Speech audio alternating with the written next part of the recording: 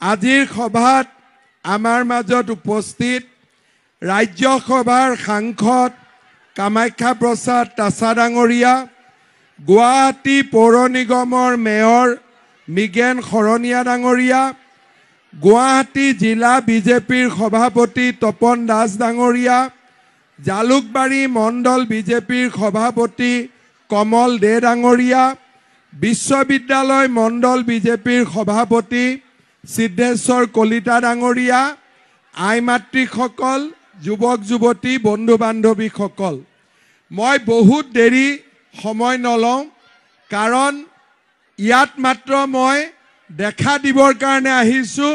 মই জানোৱেই জালুকবাৰী সমষ্টিৰ ৰাইজে বিজেপিক ভোট দিবই, হয় নে নহয়?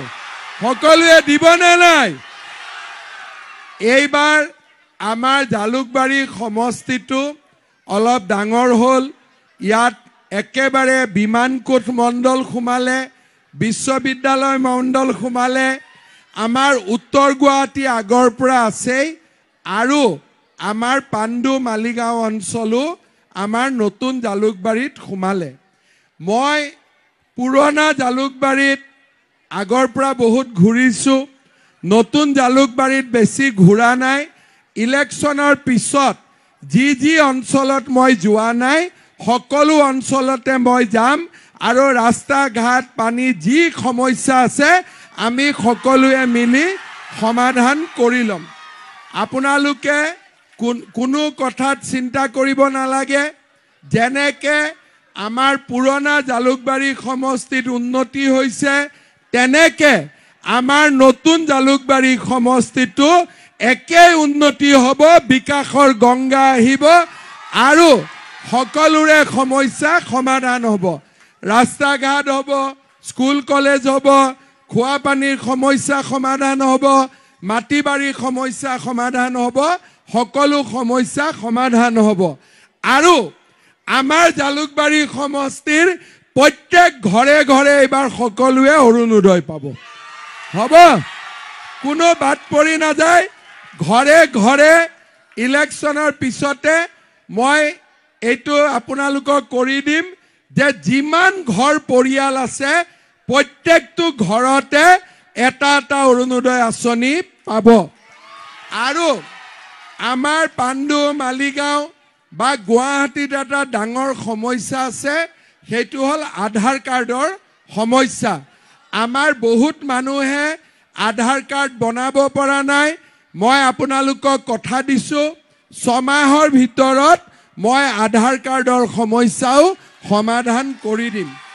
যেতিয়া আমাৰ আধাৰ কাৰ্ডৰ সমস্যা সমাধান হ'ব, সকলোৱে ৰেচন কাৰ্ড বনাব পাৰিব, আৰু যাৰ ঘৰতে ৰেচন কাৰ্ড থাকিব সেই পৰিয়ালকে আমি এটাকৈ অৰুণোদয় আঁচনি দিয়াৰ ব্যৱস্থা কৰিম। শ্ৰদ্ধা ৰাইজ, মই দুটা কথা মাত্ৰ ক'ম। মোৰ ইলেকশ্যনৰ সময়ত কথা বেলেগ, এইটো হ'ল মোদীজীৰ ইলেকশ্যন। মোৰ ইলেকশ্যনত মই আপোনালোকক যিমান দাবী কৰিম তাতকৈ মোদীজীৰ ইলেকশ্যনত মই বেছি দাবী কৰিম। মোৰ দাবীটো হ'ল যে আমাৰ বহুত মানুহে ইলেকশ্যনৰ দিনা ভোট দিব নাহে। মানুহে বন্ধ বুলি ভাবে, ইলেকশ্যনটো বন্ধ নহয়। ইলেকশ্যনটো হ'ল ভোট দিয়াৰ বাবেহে বন্ধ, বন্ধৰ বাবে ভোট নহয়। মানুহে ভাবে বন্ধ আছে লগত ভোট হ'ব, সেইটো নহয়। ভোট আছে কাৰণেহে বন্ধ। বন্ধ কিয়? মানুহে যাতে ভোট দিব পাৰে। আমাৰ বহুত মানুহে বন্ধ আছে, দুদিন ফুৰিব যাওঁ, বন্ধ আছে ঘৰত আজি মাছো কিনো মাংসও কিনো, ভালকৈ ভাত সাজ খাওঁ, বহুতে ভোট দিব নাযায়। শ্ৰদ্ধা ৰাইজ, মোদী ডাঙৰীয়াক মই প্ৰধানমন্ত্ৰী পাতিলে নহ'ব, আপুনি প্ৰধানমন্ত্ৰী পাতিলে নহ'ব, মোদী ডাঙৰীয়াক সকলোৱে প্ৰধানমন্ত্ৰী পাতিব লাগিব, সকলোৱে। আৰু সকলোৱে আমি কেতিয়া প্ৰধানমন্ত্ৰী পাতিব পাৰিম? যেতিয়া আমি ইলেকশ্যনত ৰাতিপুৱাই গৈ পদুমৰ ছবিটোত মেচিনত মৰম কৰি ভোটটো আমি দিম, তেতিয়া আমি সকলোৱে মোদী ডাঙৰীয়াক প্ৰধানমন্ত্ৰী পাতিব পাৰিম শ্ৰদ্ধাৰ ৰাইজ মই দুটা তিনিটা কথা আপোনালোকক কম যে মোদীজীক আমি কিয় ভোট দিব লাগে আমাৰ দেশ তেখেতে বিশ্বগুৰু বনাইছে G20 সামিট হৈছে চন্দ্ৰায়ন হৈছে ভাৰতৰ বহুত উন্নতি হৈছে কিন্তু অসমৰ কথা চিন্তা কৰক মোদীজী অহাৰ আগতে অসমত আলফা আছিলে বোলে আজি গণেশগুৰিত বম ব্লাষ্ট কালি ডিসি কোৰ্টত বম ব্লাষ্ট গুলি বাৰুদ গ্ৰেনেড অসমখনত মই যেতিয়াৰ পৰা কলেজত পঢ়ি ডাঙৰ হৈছো স্কুলত পঢ়ি ডাঙৰ হৈছো সদায় গুলি বাৰুদ থাকিছিলে আজি যোৱা 3 বছৰ মই অসমৰ মুখ্যমন্ত্ৰী হলো মোদীজী ভাৰতৰ প্ৰধানমন্ত্ৰী কোনবাই অসমত বোমা বিস্ফোৰণৰ কথা শুনিছে কোনোবাই বম ব্লাষ্ট শুনিছে কোনোবাই গুলিকাণ্ডৰ কথা শুনিছে কোনোবাই আন্দোলন শুনিছে আজি অসমত খাটি খোৱা মানুহে ৰাতিলৈকে কাম কৰিব পাৰে কাৰো ভয় নাই ইয়াতে কালি বিহু হ'ব কাৰো ভয় নাই বিহু হ'ব ভাল কৰি হৈ যাব ইয়াত না এতিয়া গণ্ডগোল হ'ব না কি হ'ব কাৰো মনত ভয় নাই আন্দোলন নাই অসম বন্ধ নাই গুৱাহাটী বন্ধ নাই বড়ো উগ্ৰপন্থীও নাই কাৰ্বি উগ্ৰপন্থীও নাই আলফা সমস্যাও লাহে লাহে সমাধানৰ পথত আগবাঢ়িছে অসমীয়া আৰু বঙালীৰ কাজিয়া নাই অসমীয়া বিহাৰীৰ কাজিয়া নাই অসমীয়া মাৰোৱাৰীৰ কাজিয়া নাই আজি আমি এখন শান্তিৰ অসমত আজি আমি বাস কৰিছো সকলো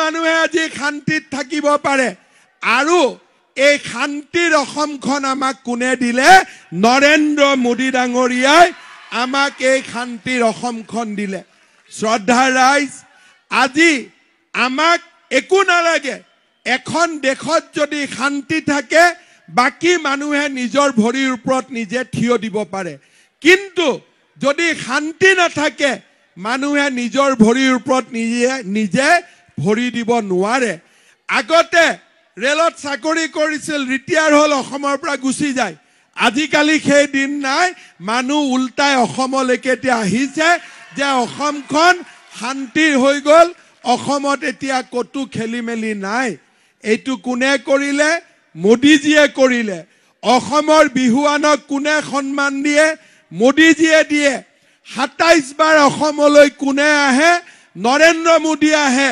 কাজিৰঙাত ৰাতি কোন থাকে নৰেন্দ্ৰ মোদী থাকে আৰু অসমলৈ উন্নয়নৰ গংগা কোনে কঢ়িয়াই আনে নৰেন্দ্ৰ মোদী ডাঙৰীয়াই আজি উন্নয়ন অসমলৈ কঢ়িয়াই আনে আমাৰ গুৱাহাটীৰ কিমান চেঞ্জ হৈ গল যোৱা 3-4 বছৰত আমাৰ গুৱাহাটীৰ কিমান চেঞ্জ হৈ গল ডিসেম্বৰ মাহত গুৱাহাটী উত্তৰ গুৱাহাটীৰ দলংও আমি উদ্বোধন কৰিম আমাৰ কাম হৈ গল আজি গুৱাহাটী উত্তৰ গুৱাহাটীৰ দলং যিমান ধুনিয়া হ'ব মুম্বাই সিলিং ব্ৰিজত কৰি গুৱাহাটী উত্তৰ গুৱাহাটীৰ দলং বেছি ধুনিয়া হ'ব এতিয়া অহা 2 বছৰত গুৱাহাটীৰ মানুহৰ মাটিৰ সমস্যা সমাধান কৰিব লাগে যিবিলাক ৰাস্তা হোৱা নাই ৰাস্তা কৰিব লাগে ষ্ট্ৰীট লাইটৰ ব্যৱস্থা কৰিব লাগে আৰু গুৱাহাটীখন আমি ধুনিয়া কৰি সজাই পৰাই তুলিব লাগে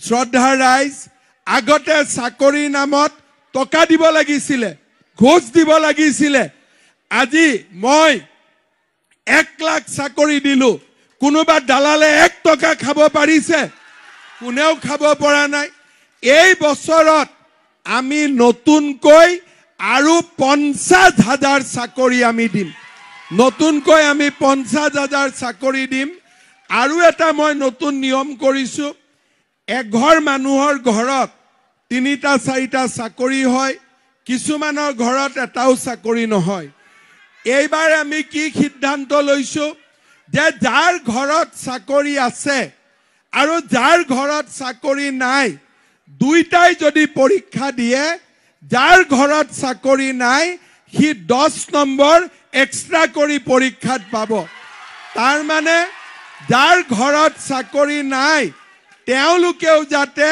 এটা এটা চাকৰিৰ সুবিধা পাব পাৰে। ইয়াৰ লগতে যুৱক যুৱতীসকলৰ বাবে আমি আৰু এটা নতুন আঁচনি আনিছো যে যিবিলাক ল'ৰাই চাকৰি পাইতো চাকৰি পাব, যিবিলাক ল'ৰা ছোৱালীয়ে চাকৰি নাপায় তেওঁলোকক এইবাৰ আমাৰ চৰকাৰে ব্যৱসায় বাণিজ্য আৰম্ভ কৰিবৰ বাবে 2 লাখকৈ টকা দিব। 1 লাখ টকা ঘূৰাই দিব, 1 লাখ টকা ঘূৰাই দিব নালাগে। আৰু বেংকৰ মৰ্টগেজো নালাগে, চৰকাৰে ডাইৰেক্টলি বেংকৰ একাউণ্টত টকা দিব যে চাকৰি নহল যদি ব্যৱসায় বাণিজ্য এটা তুমি খুলি লোৱা। আজি কংগ্ৰেছে কি দিছিলে? ধুতি, লুঙি, সূতা, আঠুৱা, কম্বল। আৰু আমি কি দিছো?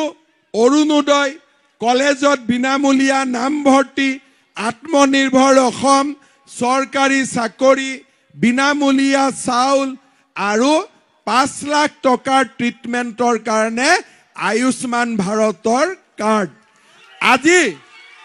আজি কাবাৰ যদি বেমাৰ হয় মানুহে প্ৰথম পকেট নাচায়, প্ৰথম কাৰ্ডখন চাই যে মোদীৰ কাৰ্ড আছে, 5 লাখ টকালৈকে বিনামূলীয়া ট্ৰিটমেণ্ট পাম, তাৰ পিছত যদি কিবা আছে আমি চিন্তা কৰিম। আজি মোদী ডাঙৰীয়াই আমাক এটা নতুন ধৰণে আমাৰ ৰাষ্ট্ৰখন সজাই পৰাই তুলিছে। এতিয়া আৰু ধুতি আৰু লুঙিৰ দিন নাই। আজি আমি ধুতি আৰু লুঙিৰ দিনৰ পৰা আঁতৰি আহিলো। এখন নতুন ভাৰত, এখন নতুন অসম আজি নিৰ্মাণৰ পথত আমি আগুৱাই গলো। এইবাৰ আমাৰ কলেজত যিমান এডমিশন হ'ব গোটেই ল'ৰা আৰু ছোৱালীৰ এডমিশন এইবাৰ চৰকাৰে বিনামূলীয়াকৈ কৰি দিব। শ্ৰদ্ধা ৰাইজ, অসমৰ মুখ্যমন্ত্ৰী হিচাপে মই সদায় সংগ্ৰাম কৰি আহিছো যে ছোৱালী মানুহৰ সৰুতে বিয়া হ'ব নালাগে। সেইকাৰণে এইবাৰ আমি কৰিছো গোটেই আজি ৰাতিপুৱাৰ পৰা মই 4খন মিটিং গৈছো, ধুবুৰী, গোলকগঞ্জ, গৌৰীপুৰ ঘূৰি আছো। ৰাইজক মই এটা কথা কৈছো, যদি কোনোবা ছোৱালী মেট্ৰিক পাছ কৰিছে, কোনোবা ছোৱালী হায়াৰ ছেকেণ্ডাৰী পাছ কৰিছে, বিয়া নিদিব, কলেজত নামভৰ্তি কৰক। বোলে কলেজত নামভৰ্তি কৰিব, টকা ক'ত পাম? মই কৈছো নামভৰ্তি বিনামূলীয়া। আৰু ছোৱালী এজনীয়ে যেতিয়া কলেজত নাম লগাব হায়াৰ ছেকেণ্ডাৰী পঢ়িবৰ কাৰণে তাইৰ একাউণ্টত মই বছৰি 10,000কৈ টকা দিম। আৰু যদি ডিগ্ৰী পঢ়ে 12,500কৈ বেংকৰ একাউণ্টত টকা দিম। আৰু যদি ইউনিভাৰ্চিটি পঢ়ে 25,000 টকাকৈ আমি বেংকৰ একাউণ্টত টকা দিম। অৰ্থাৎ ছোৱালীৰ সোনকালে বিয়া হ'ব নালাগে। আজি আপোনালোকে গম পাইছে যেতিয়াৰ পৰা অসমত শান্তি আহিছে, অসমলৈ নতুন নতুন উদ্যোগ আহিছে। এসময়ত বোলে বোম আছে, আলফা আছে, অসমত উদ্যোগ নাহিছিল। কেইদিনমান আগতে টাটা কোম্পানীয়ে জাগিৰোডত 30,000 কোটি টকাৰ উদ্যোগ স্থাপনৰ বাবে প্ৰধানমন্ত্ৰীয়ে আধাৰশিলা কৰিলে। এইটো প্ৰথম, আৰু উদ্যোগ আহিব। আমাৰ অসমত শিক্ষিত ল'ৰা ছোৱালী আমাক লাগিব। অসমত যেতিয়া শান্তি হ'ব অসমলৈ মূলধন আহিব, উদ্যোগ আহিব। কিন্তু শিক্ষিত ল'ৰা ছোৱালী নাথাকিলে চাকৰি কোনে কৰিব? আকৌ কলিকতাৰ পৰা আহিব, বিহাৰৰ পৰা আহিব, উত্তৰ প্ৰদেশৰ পৰা আহিব। সেইকাৰণে মই সকলো ৰাইজকে কৈছো যে অসম এনেকে নাথাকে, অসমৰ ভৱিষ্যত বহুত ভাল। আমাৰ ল'ৰা ছোৱালীক আমি শিক্ষিত কৰিব লাগে আৰু অসমখনক আমি আগুৱাই লৈ যাব লাগে। শ্ৰদ্ধাৰ ৰাইজ, আপোনালোক সকলো আজি আমাৰ জালুকবাৰী সমষ্টিৰ বিশ্ববিদ্যালয় মণ্ডল, উত্তৰ গুৱাহাটী মণ্ডল, জালুকবাৰী মণ্ডল গোটেইখিনিৰ পৰা ৰাইজ আহিছে।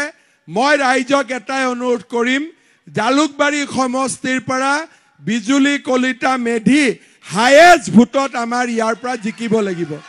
জিকিবনে নাই? জিকিব।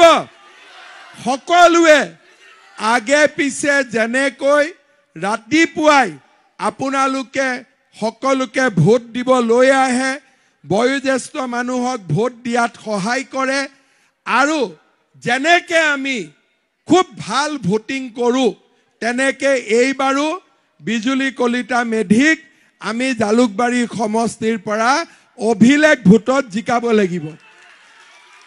মই কৰবাত কেম্পেইনত আহিছোঁ নাই বেলেগ কথা।